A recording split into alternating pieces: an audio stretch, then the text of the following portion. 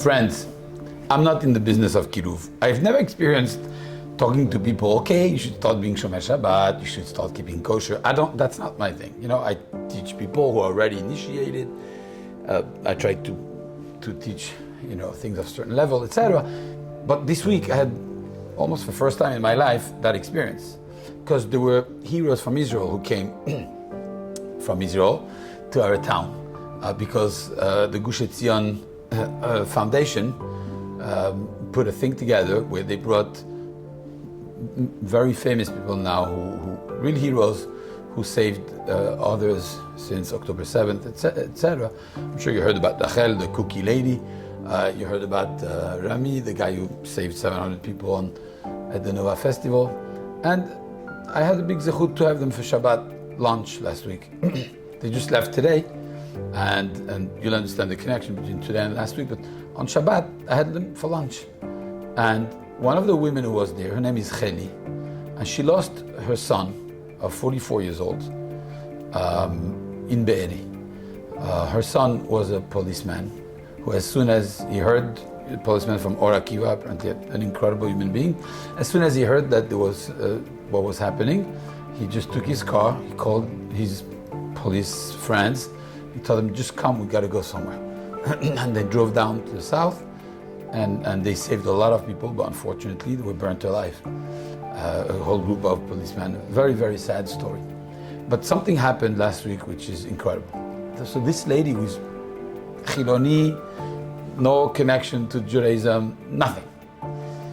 It's the first time she was both exposed to Shabbat, in the sense of Shabbat lunch. She's told me, I never did Shabbat lunch. A lot of people do Kiddush Friday night, they do maybe a Shabbat dinner, but Shabbat lunch? Who sits down for lunch? Shabbat people are busy, they go here, they go there.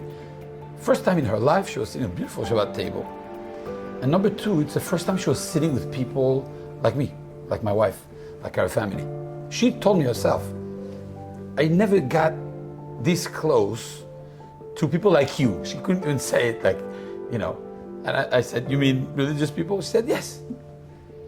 And she got very, very inspired. And she told Amit is the organizer, Amit Levi, and she told him, I got so inspired from this encounter, from these couple of days that we spent together with the Miami community, that I decided to light candles every Shabbat, every Friday night. She said, my mother used to light candles, I didn't. This is a woman who is in her 80s, okay? And she decided to start lighting candles every Friday night.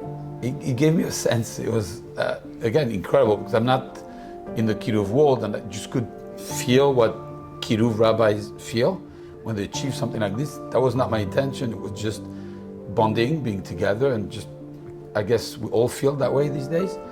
And it just, one thing led to another by itself, We were just ourselves, we were having a good lunch and talking and being sensitive to all these people, and she just felt inspired. And that union is just something so strong. You think about it, I didn't say a word about Shabbat, I didn't say anything. She just did that, she just decided to do that, and I could feel others also felt very, very strong. The reason I'm telling you this is because this week's Parashat Bo, actually is when the Korban Pesach is introduced to Bnei Israel. Before Yetziat Mitzrayim, Hashem says, I need you to do Korban Pesach, which is pretty incredible. This Korban Pesach is very interesting. Korban Pesach should be observed the next year, the Chacham tell us, because it's a remembrance of Yetziat Mitzrayim. But the first Korban Pesach before Yetziat Mitzrayim is kind of misplaced, You celebrate something for remembering something that didn't happen yet. It's interesting. There's another thing that is interesting about Korban Pesach is that in the Torah we have two kinds of Korbanot. You have the sacrifice called Korban Yachid and sacrifice called Korban Tzibur. Korban Yachid is personal Korban, if I want to bring a sacrifice for myself. And then you have a Korban Tzibur, which is a sacrifice for the Tzibur, for the people in general. And usually it's one for the whole Kehillah, for the whole Klal Yisrael, etc. Here it's a little bit of both.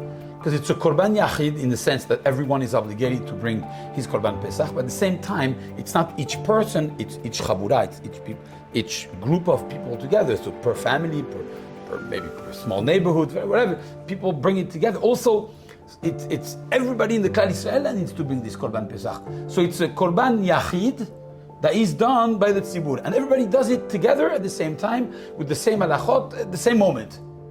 It's incredible. Our Chachamim tell us that's what was needed for the Klal Yisrael, to merit going out of Egypt. Because if we don't have this thing, that we all do the same thing together as one, then that beracha, that shefa beracha, that you have small berachot, you have big beracha of Yetziat Mitzrayim, coming out of Egypt, the whole millions of people.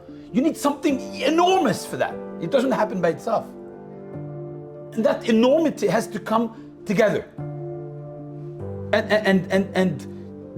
the big beracha comes like this. According to Kabbalah, Hashem has a beracha that is a tzinor, it's a pipe. In order to receive the beracha, you need to have a matching pipe with that. Hashem is one, He's echad. If we're not echad, then that pipe cannot match. If I come with my little pipe, and you come with your little pipe, and somebody else comes with a cup, and the other one comes with a straw, it's not going to fit. And if it's not going to fit, then the beracha is not going to be one. And that's what we say in Sim Shalom. In Sim Shalom we say, Ubarechenu avinu, kulanu ke'echad be'or panecha. Ki be'or panecha natata lanu all the berachot. Barechenu avinu, our Father, please give us the beracha. Kulanu ke'echad be'or panecha. All as one, because you're one. We have to be one so that there's a perfect match. Be'or panecha, with the light that comes from your face. Rabotai, we're living days that we should be expecting enormous beracha, because there is unity in the Klal Yisrael. This lady just said it. I never sat with people like you. I could say the same thing. I never sat with people like her, in a sense. On the Shabbat table, together, everybody. Never happened to me. But now that it has happened, we have to take advantage of the situation. And we have to pray, because the beracha comes from echad to echad. Now that we are echad, we beg the echad to match our beracha. Shabbat shalom.